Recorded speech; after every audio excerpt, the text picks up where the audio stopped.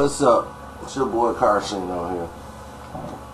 I told y'all, if y'all wanted to get in contact with me, at Twitter, or at, what I'm talking about, at Carcino on Twitter is the best way. You can go to my Instagram, it's Carcino. I'm not on there that much. I'm not a big grammer. You know, people can still go to my Facebook. I have no idea why. I'm like, oh, unless you like seeing pictures and stuff, that's about all you're gonna see. The only time I interact too much on there is when the people I know. So Twitter is your best bet. Now, doesn't mean I'm gonna answer every single thing that pops up on Twitter, especially requests. Now, you guys might stumble upon one that I plan on doing anyway, and that's fine. You can still just put them in there, but it doesn't be like, hey man, I requested this last week. This ain't the video jukebox.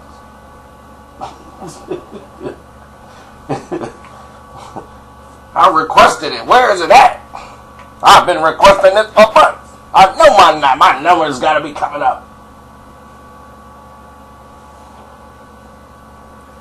Now, this video, though, is about the truth behind what happened with the Chappelle Show. Now, everybody's going to be gone crazy about it because no one's really talked about it. Nobody's really spoke on it. All that people really have is the reference Dave talked about when he was on Oprah. And when that happened, it was just all bad. Everything was done after that.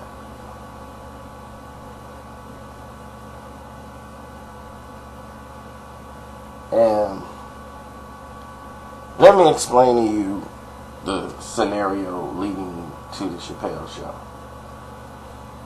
Okay, that's how you gotta do these. You gotta go to the beginning. Now, Dave Chappelle had a partner and executive producer whose idea and concept, Neal Brennan and Dave Chappelle, came up with the concept for this sketch comedy. They both worked on Half Baked and wrote that together. And they wrote the Chappelle Show together. Now, they both was executive producers, but Dave was a stand-up comic before he even met Neal. Neal was basically working the doors because his brother Kevin was a comedian also. Like him, Jon Stewart, all them, they used to do these shows, and nobody really knew who everybody was or who Kevin Brennan was. You know, and none of these people. And at the tail end of this cold, excuse me. But what Neal used to do was just like throw tags in there to Kev. Look, I wrote this joke, Kev. Here, try it out. And all the comedians come by, he always give them a little tag. Hey, you should work this in your act. Boom, you should do this, do that. And then Dave Chappelle never liked for people to do that to him. When he got a bit already worked out in his mind over what he finna do, you know, and then he just comes through and just kills it.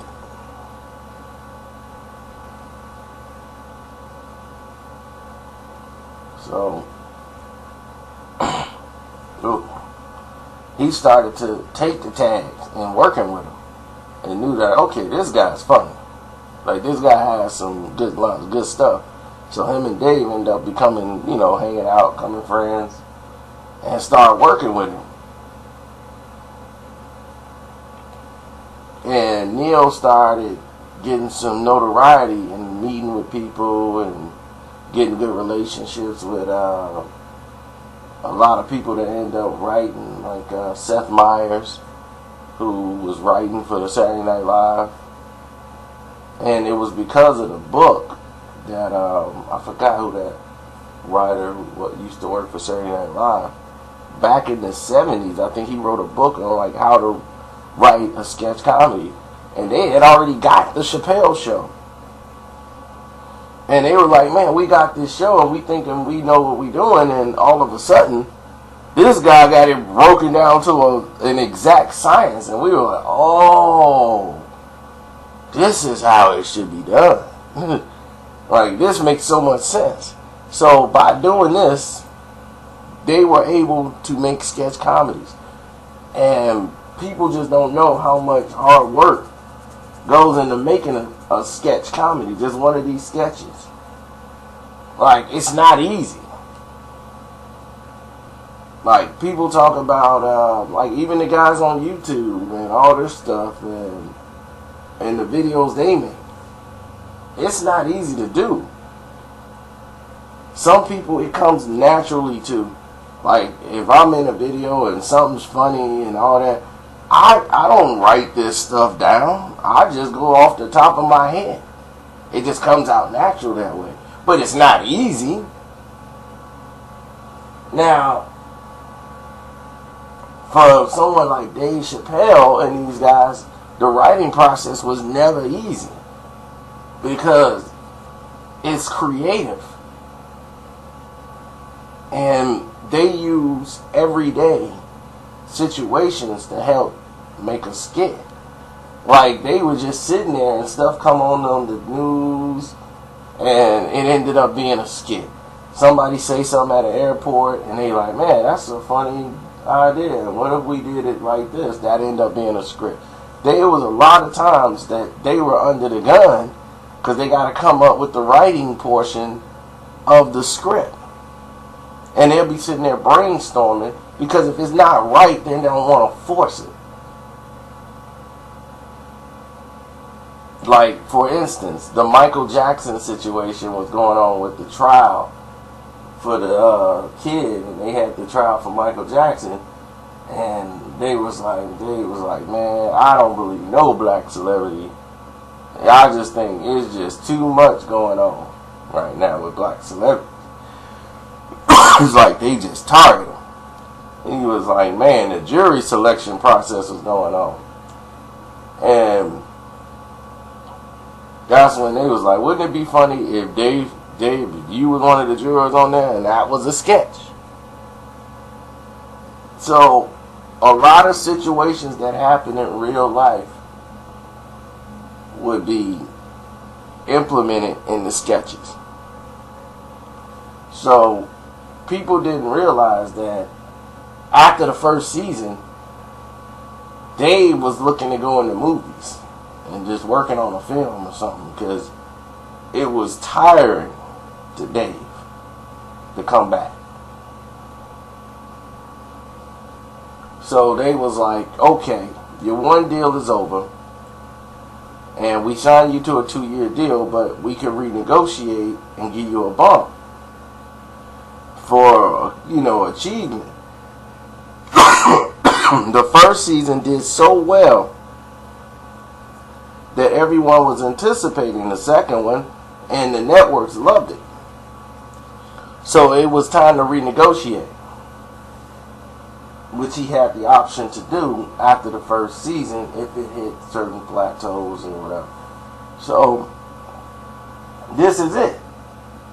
So season 2 is coming up. Dave really was like, man, we got to finish another season. I really want to do a movie, but alright, let's go ahead and do it. But it was a rough negotiation, and I don't know if you guys are familiar with, she's a comedian too. She's like working on the sketch with everybody else. Her name is Jessie Klein. She's one of the, I say she's the, what's her title? She works for Comedy Central. She's one of the producers of the show. Her and Lou Wallach, like, they read the scripts and they say if it's okay, if it's not okay, and then they talk to Neal and Dave and say, okay, well, we want this to go, or this is not going to go. So Lou Wallach was always, the guy over there, like, okay, Dave, like, this is great. What's working on the show? This is fabulous. We love it. And Jessie got it because she was a comedian. She's still a comedian. I don't know, what she's doing now, but she understands comedy. Lou understands what the studio wants and what they're willing to give and negotiate, and this is what they want to do. So on their behalf, for Comedy Central to the Chappelle Show staff, Lou is going to implement, what direction and, what they're going to go with. So Dave went in with a certain price, and of course it gets knocked down to another price, but it's more than what he got for season 1. So he agreed to come back, even though it was much less than what he thought. So after the season 2 was like, the momentum for it was unreal. It was off the charts, especially with the Rick James, the True Hollywood Stories with Charlie Murphy, with I'm Rick James.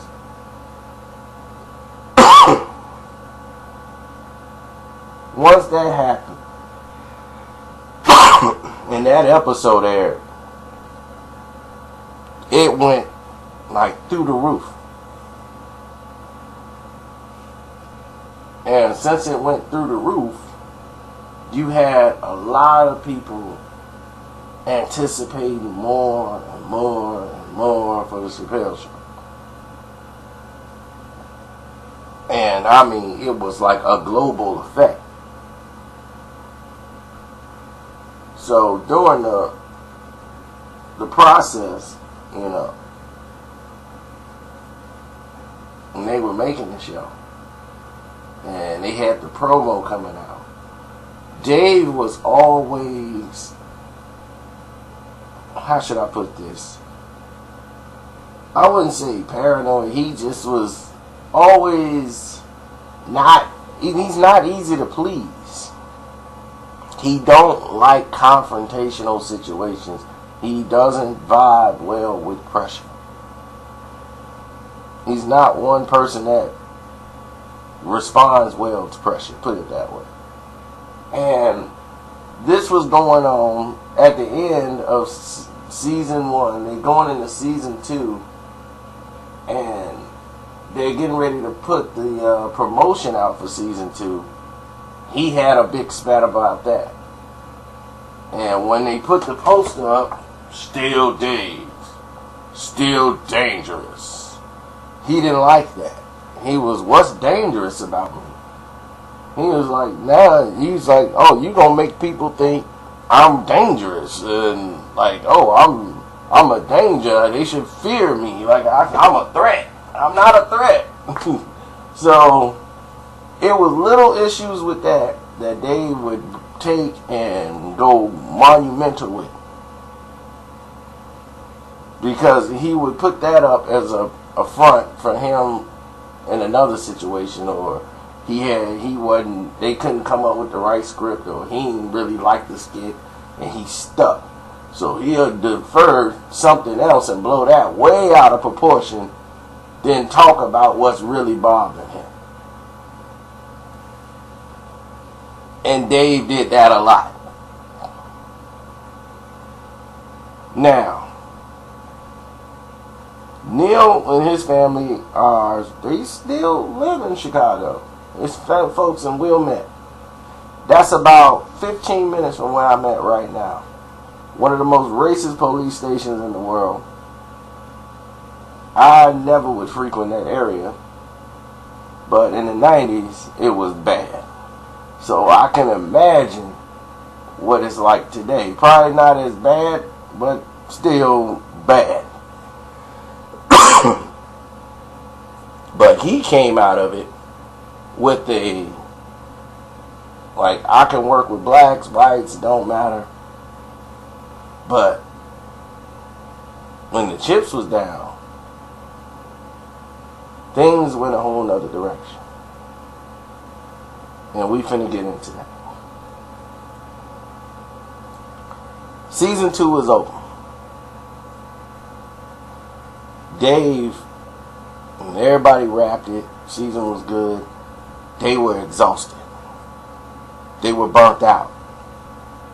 The Wayne Brady sketch was like the last thing they did at that time. They were completely burnt out, and they was just looking for the break, you know. And Dave's agents are like, yeah, we know, well, you know, this is great. This season was awesome. We gonna get you a good negotiating. We gonna go sit down and, you know, get, you know, what you need out of the deal. You know, and Dave's not thinking about another season. Dave's like, I'm thinking about it. I'm out. He was like, I know I can get a movie now. A Dave Chappelle movie. So, Dave Chappelle went to do his block party movie and produce it himself, and he wasn't thinking of doing another show. I keep telling people, Dave was not about, as much as we love the show, Dave liked the show, but it's too demanding. That's why he don't want to do another show. Another Chappelle show. Because Dave was like, why are we going to come back, Neal? Why are we going to come back? All they going to say is, oh, it wasn't better than the second season. We already know that. So they actually end up putting that in one of the skits of the third season.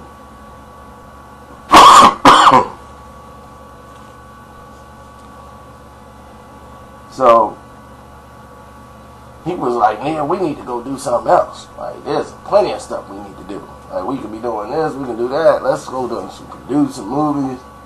You know, like, let's get into the film world. You know, the Chappelle Show, let that just sit. But then he's like, well, Dave, you know, we got other people to think about on the show. There's other comedians on that show that's, you know, their careers is taking off because of the show. And that's why Dave came back. Dave came back to the show for the other comedians on the show, the other writers, producers. He came back for the people for the third season of Chappelle Show, not for the check. And they negotiated, his agents negotiated a deal for Dave that paid $50 million. And he was underpaid. They were going to recoup that $50 million on the next DVD sales. They would recoup that within a year.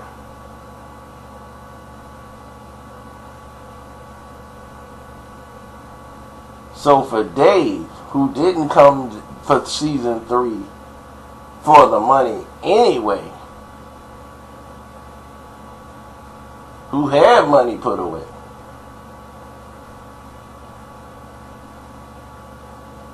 Dave Chappelle came back and did season 3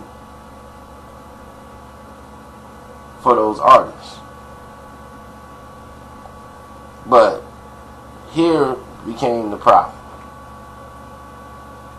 Now, while he's doing these sketches and ideas, now the network, Comedy Central, is being a little bit more, because of the contract, insertive in the sketch process and the writing process. And this is why Dave was feeling a certain way.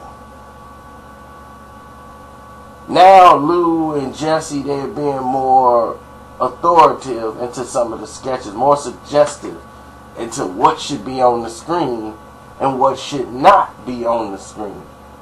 And they're pushing. Like, man, you know, like, oh, you guys should do, I'm not seeing that character you guys did on the first one. Yeah, you guys gonna bring him back? Oh, the network loved him. And see what they did to get to Dave. They knew that, like, if we come at Dave, Dave's going to take an authoritative position. But we could talk to Neal and smooth it on over with Neal and embrace Neal. Then he can translate it better over to Dave.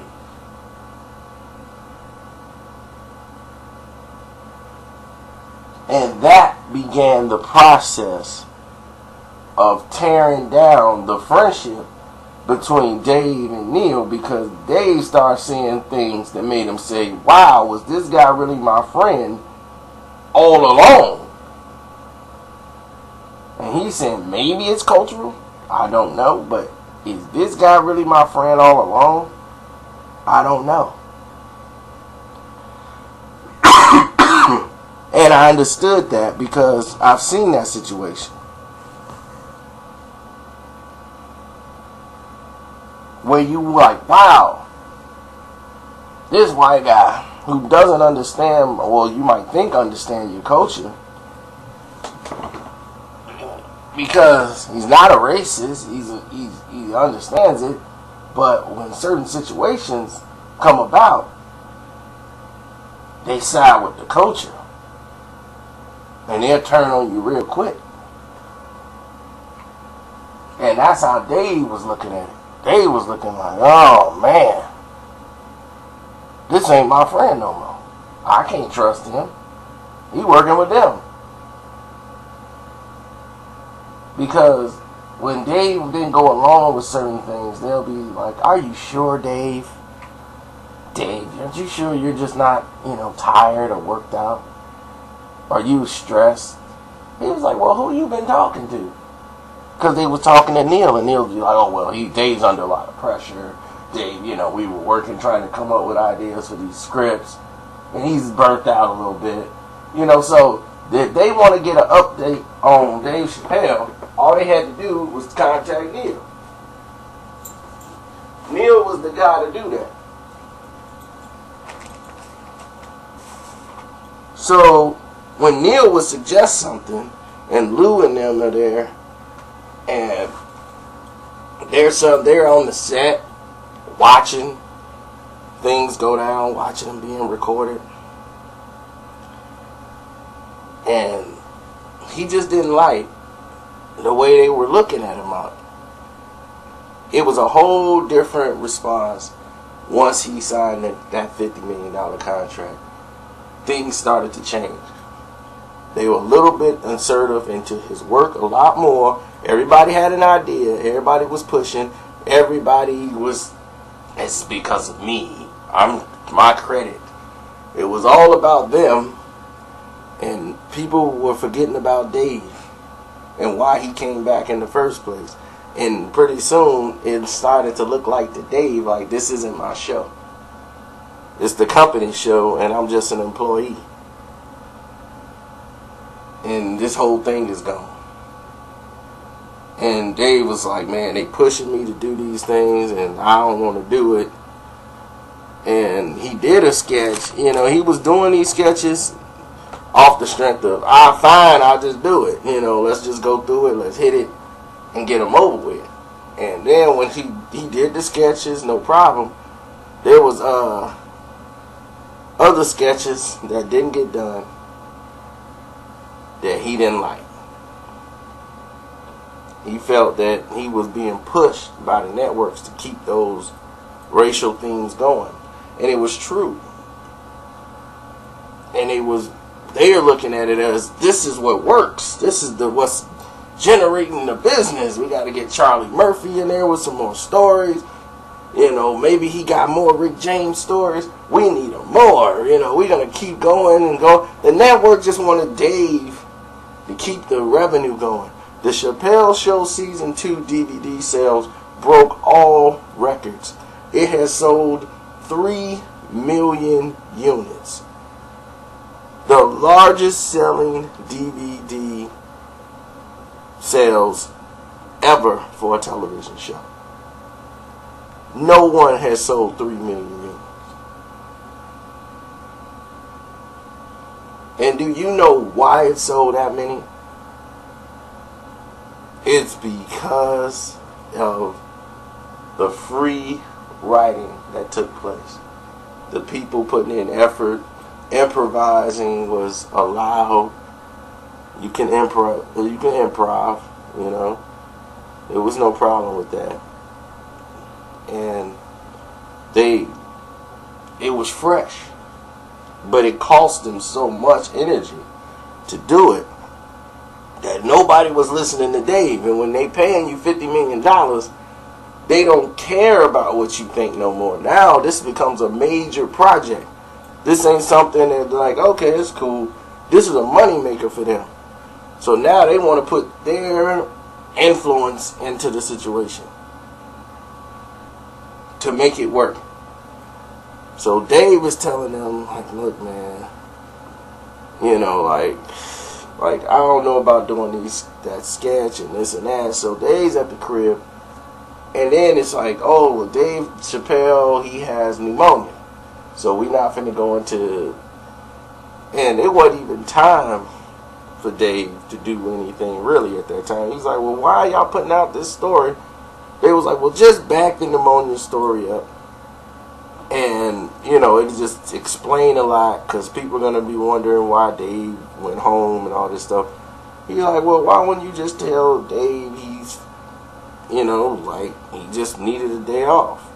So they came out with, oh, Dave has writer's block. And he's like, well, why would I have writer's block when it's not time for me to start writing? And that was another thing. Then he started to see Neal, oh, come on, Dave, man, don't you think you're just being a little paranoid about what's going on? You know, maybe you need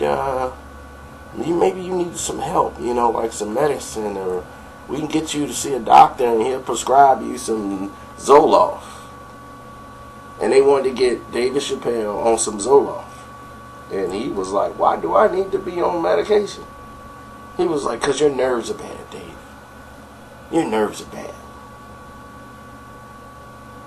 So, this is supposed to be his best friend that he could talk to about everything.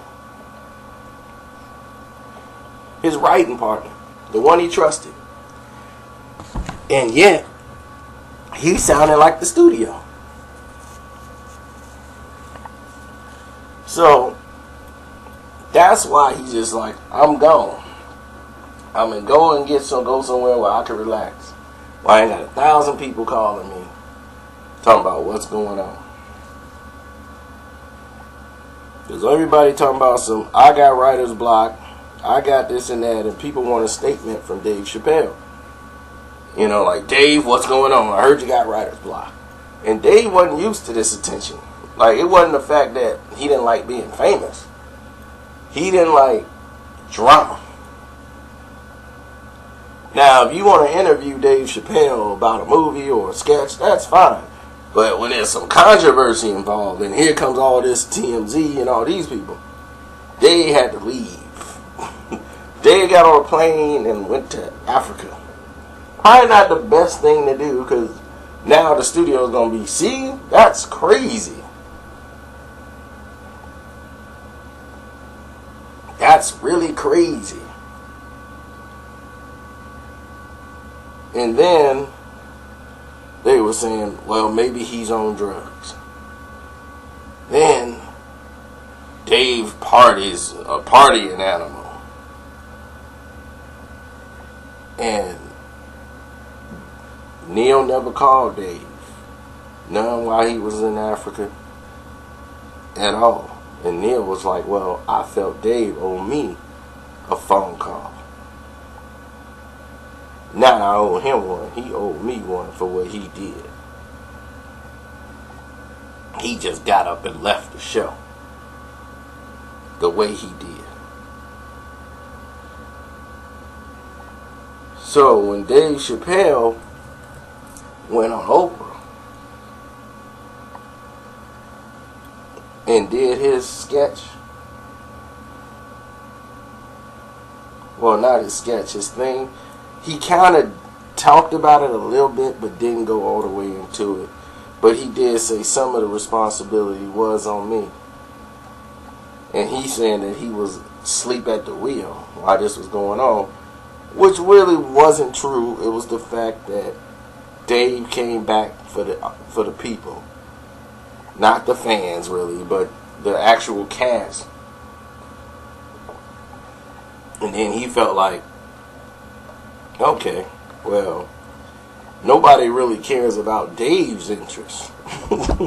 Everybody's in it for self. And he didn't want to go back to work with that team ever again. That's what that was. So when Neal felt like Dave owed me an apology, Dave owed this and that, and he did this to me and did that, Dave was fine. I mean, Neal was fine. You know, Neal had other things set up for him because of the Chappelle Show. It got him in the faces of a lot of these people, where he was working with SNL.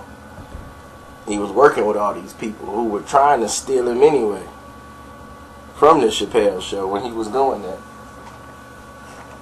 So Seth Meyers, who's like one of the best writers anyway for comedy, loved him. And Amy Pollard, all of them, they saw the Oprah show. And he knew it was going to be bad, because he knew what he did. So they called him and was like, we still love you, Neal. SNL loves you, Neal.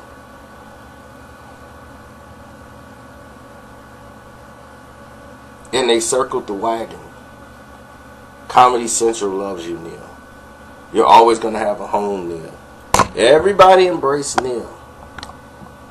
They went to write jokes for Obama. Meet Obama at the White House. Everything. Oh, he's one of the co-writers of that. Neal started doing stand-up on his own now. But he's good. But what about Dave? Oh, if anybody has a situation with Dave Chappelle, Dave doing shows, Dave been completely blackballed. Period. Like, the people, the powers that be in the industry is like, you don't want to work with Dave Chappelle. It's not like Dave is out there banging on Hollywood's doors like, please give me a job. Dave is cool with doing his local stuff and staying. He don't want to go all the way to the top to be and deal with that type of pressure again. He don't want that. He wants something he could do one time, and that's cool. If he do a stand-up, fine. That's perfectly fine. But he don't want to go through another television series like that again and have to deal with that much pressure at one time. So I understood it, and I still understand it to this day. That's how Chappelle worked. And a lot of people didn't understand his psyche. But he's a creative artist, because when you have that much creativity, sometimes you feel like it's a job and it's pressure. And just like everybody at work, you're going to have days you don't feel like going to work, but you got to do it. And it just takes the love out of it. There's plenty of days of doing these videos and sitting here and doing all this that you just be like, look, I don't feel like doing it today.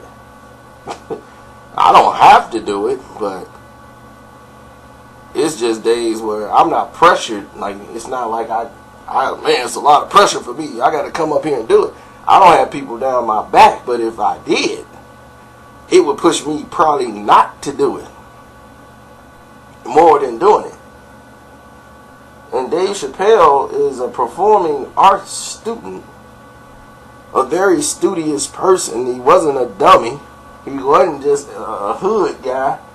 He's very smart. He was a nerd. I mean, but he resonated with the brothers later in his career when people started paying attention to him.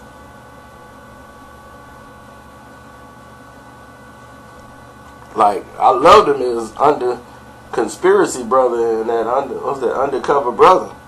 Oh, I thought that was hilarious. He was hilarious in Blue Street. You know, Eddie Murphy said, oh, him, he's going to be great. And Eddie gave him the greatest advice in the world. Eddie told Dave Chappelle, you start writing down your jokes, you're going to be the most funniest man in America. And that's when Dave started writing, when he was Reggie in The Nutty Professor. This time Reggie gonna get your ass.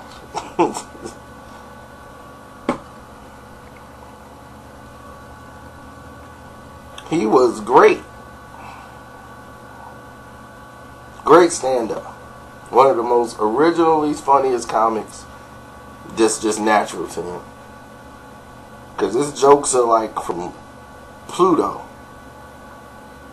He'll sit there on the stage and tell a whole joke for about 10-15 minutes and then come all together.